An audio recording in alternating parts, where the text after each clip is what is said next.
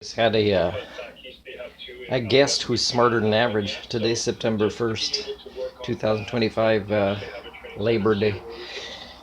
One thing he said that gives a false sense of identity and hope, false sense of hope to Canadians, which is accurate, but he doesn't balance it out, and I'll tell you how. Is he's saying how we have a very high percentage in the 70s of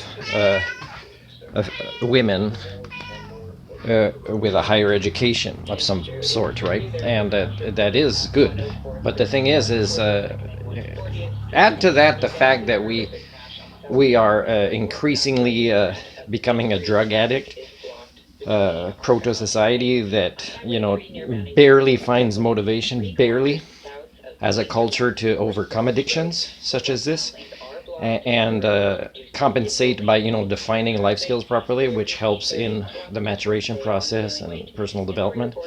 Is that statistic is meaningless if you don't balance it out. So of course you require experts in systems thinking, in socio cybernetics, to actually be able to kind of talk about those things in with the right cybernetics, socio cybernetics. So it's important to do that, and also, when it comes to just when it comes to things like saying that we may be the only nation that doesn't try to buy the democracy in the states that is for sale, is it disappoints me because it's a monkey see, monkey do. Let's devolve at the same rate as the rest of the world that has been doing that, right? Putting amounts of money and buying off,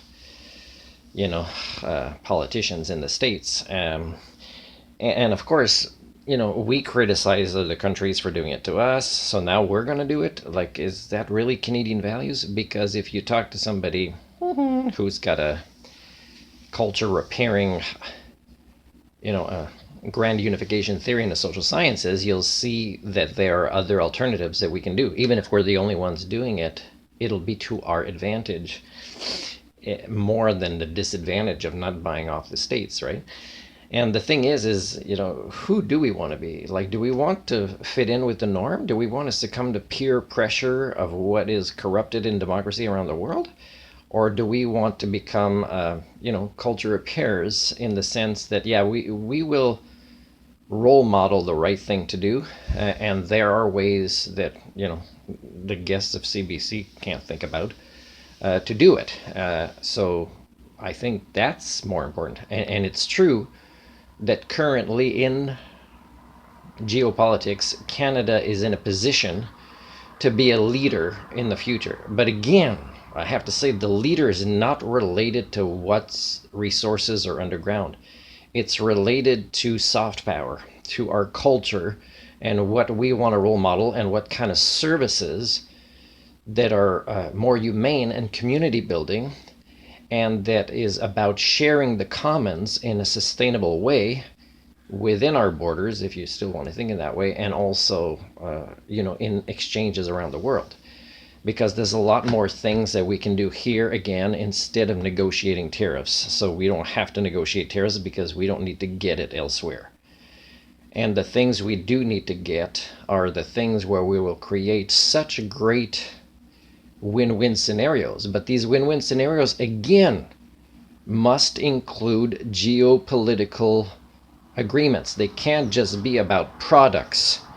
They have to be, we have these values as a country, and we want to project them in the future, and we want to have win-win scenarios where we're creating allies, not just in economics, but in soft power, and also in the right kind of values that are good if we care about our kids and grandkids in this country and with our allies.